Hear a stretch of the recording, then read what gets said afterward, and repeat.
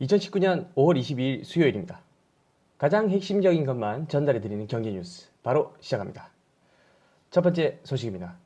르노 삼성 노조의 2018년 임단협 잠정 합의안이 반대 51.8%로 부결되었습니다. 르노 삼성은 노사가 다시 합의점을 찾아야만 합니다.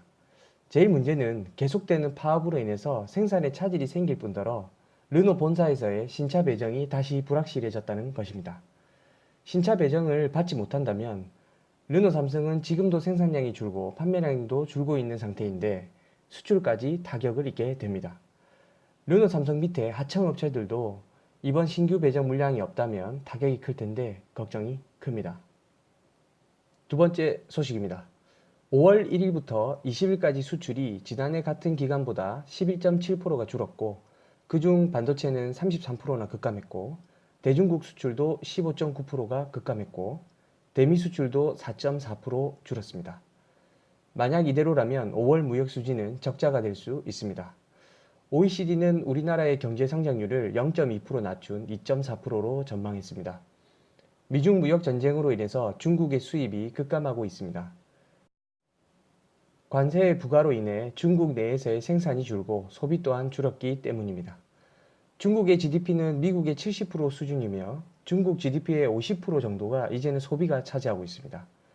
여전히 중국에서 제조업의 비중도 중요하지만 소비의 경우 점점 더 비중이 커져가고 있습니다. 이런 상태에서 중국에서의 수입 감소는 중국 내 소비 감소로 인해 나타나는 현상입니다. 또한 세계 대부분 중국 내 공장 투자를 미루고 있는 상황이고 당장 3에서 4주 뒤 나머지 대미 수출 3천억 달러 상당의 재화에 25%의 관세가 부과될 수도 있습니다. 전 세계는 지금 미중 무역 전쟁의 결과에 따라 대책을 세우고 있으며 만약 미중 무역 협상이 결렬된다면 최악의 상황을 각오해야 합니다. 25%의 관세는 버틸 여력이 있다고는 하지만 비용 증가로 인해 중국 내 공장 생산이 줄고 중국 밖으로 공장을 이전하는 것이 계속된다면 중국의 소비 여력은 크게 줄게 될 것입니다. 지금 세계에서 소비의 힘이 강한 나라는 미국과 중국, 유로존인데 중국의 소비가 줄면 유로존 또한 장담할 수 없고 시간이 지나 미국 또한 소비가 줄어들게 되면 경기의 침체는 눈앞에 다가올 수도 있습니다.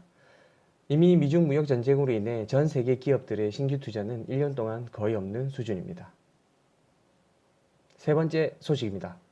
미국은 화웨이에게 기존의 네트워크를 보수하거나 점검 또는 소프트웨어 업데이트 목적인 경우에 한해 90일간 미국산 제품을 구매할 수 있도록 제재를 완화했습니다. 바로 어제인 21일만 해도 화웨이와 거래하는 거의 대부분 업체에 화웨이와 거래하지 못하도록 하고 그것을 모조리 통보했는데 하루 만에 말을 바꿨습니다. 다만 기존이라는 말이 있어 새 제품에는 지원하지 않을 것으로 보입니다. 트럼프 대통령의 말 바꾸기는 이미 너무나도 유명해서 언급할 필요는 없지만 또다시 기간이 연장되었습니다. 모든 상황은 하나도 마무리되지 못한 채 계속 연기되어 가고 있습니다. 미중 무역 전쟁도 3주에서 4주 정도의 시간이 남아있고 자동차 관세는 180일 연기돼 올해 11월에 다시 부과 여부를 검토할 것이며 화웨이에 부과된 강력한 제재도 하루 만에 90일 연장되었습니다. 트럼프 대통령은 예전부터 협상을 아주 좋아하며 하루 종일 휴대폰을 달고 사는 것으로 유명합니다. 항상 전화하고 만나고 논쟁하고 싸우고 협의하는 방식의 거래를 즐긴다고 밝혔습니다. 하지만 지금 전 세계는 트럼프 대통령의 거래 기술에 휘청이고 있습니다. 유예를 해준 목적은 무엇일까요? 미국 반도체 산업에서의 반발이 너무나도 컸을까요? 아니면 이것도 중국의 반응을 보기 위해 던져본 미끼였을까요?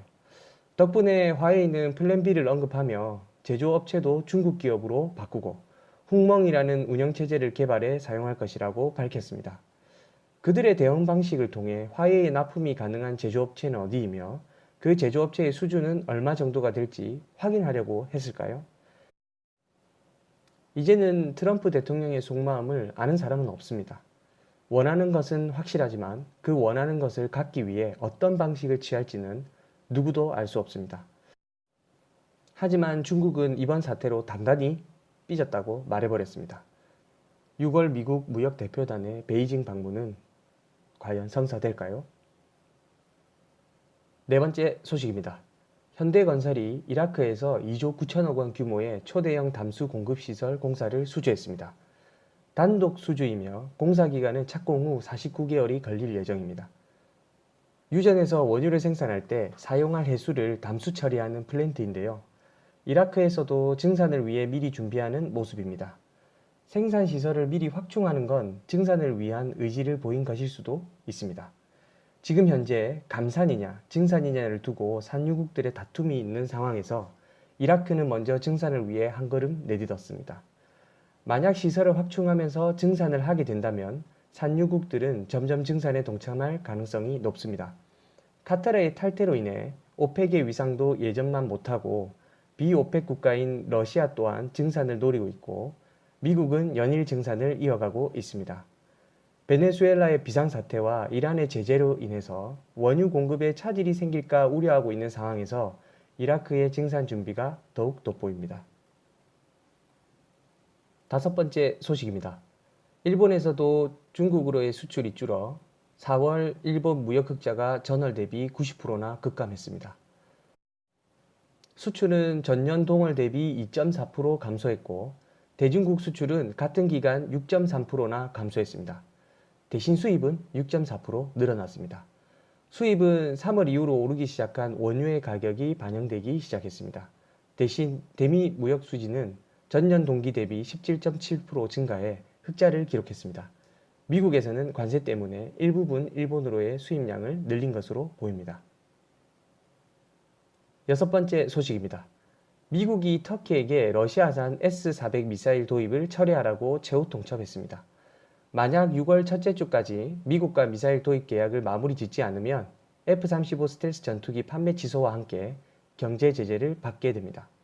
지금도 터키의 경제는 하락하고 있는데 거기다 달러의 유출로 인해 터키 리라화는 2017년 9월 1달러당 약 3.4 리라화였지만 지금은 1달러당 6.1 리라로 리라화의 가치는 거의 반토막 났습니다. 즉 리라화는 가치가 반으로 줄었다는 말과 같습니다. 지금 현재도 급히 상승 중이고 만약 제재가 현실화된다면 리라화는 폭락을 면치 못합니다.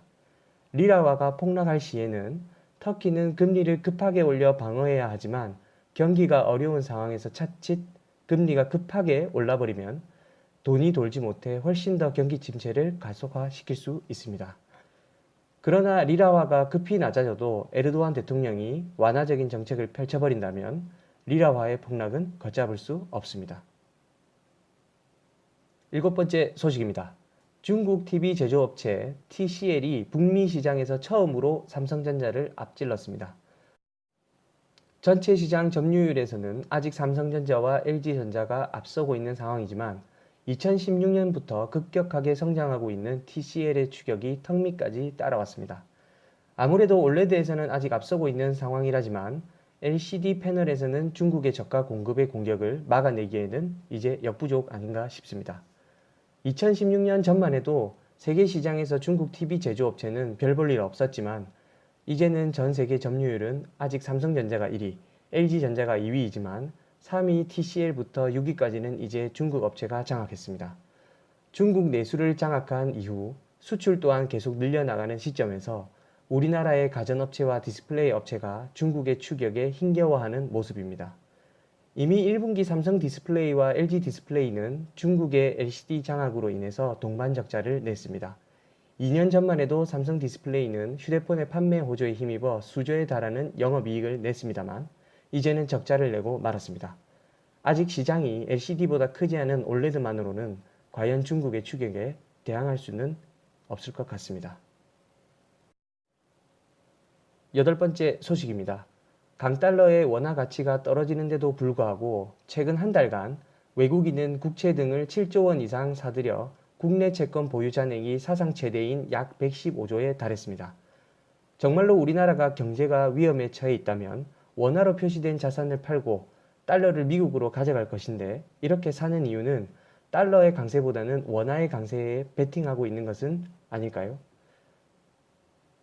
추경에 더불어 우리나라의 채권 발행량이 늘고 있는 시점에서 그 채권의 매입량을 늘리고 있는 외국인의 소식은 그나마 좋은 소식입니다. 우리나라의 국채금리는 거의 1.7%에서 1.8% 수준으로 머물러 있는데 그것도 미국의 기준금리보다도 낮은 수준입니다. 외국인이 투자할 시에 가장 크게 활용하는 것은 바로 환차익입니다. 금리의 1%, 2%의 차이는 하루 변하는 환율의 변동폭 정도이며 장기적으로 봤을 때는 환율의 변동폭이 금리보다 훨씬 큽니다. 이렇게 계속 채권을 매입하는 것이 향후 원화의 강세에 베팅되어 있다면 아직 미중 무역 협상의 희망은 남아있나 봅니다. 9번째 소식입니다. 일본 주요 통신사들이 화웨이 신형 스마트폰 판매를 갑자기 무기한 연기했습니다. 이미 5G 기지국 설비는 화웨이 것을 제외했는데 화웨이 신형 스마트폰 P30 라이트 출시를 무기한 연기한다고 밝혔습니다. 갑자기 일본은 왜 이러는 것일까요? 24일 날 라이트 하이저 미국 무역대표단 대표가 오기 때문입니다. 눈치가 보이기 때문에 일단 논쟁거리는 최대한 없애고 있습니다. 미중 무역 협상에서 미국이 강경하게 나오자 일본 또한 긴장할 수밖에 없습니다. 이로써 일본은 미국에 한 발짝 더 다가가고 있습니다. 이상 호르비 뉴스였습니다. 들어주셔서 감사합니다.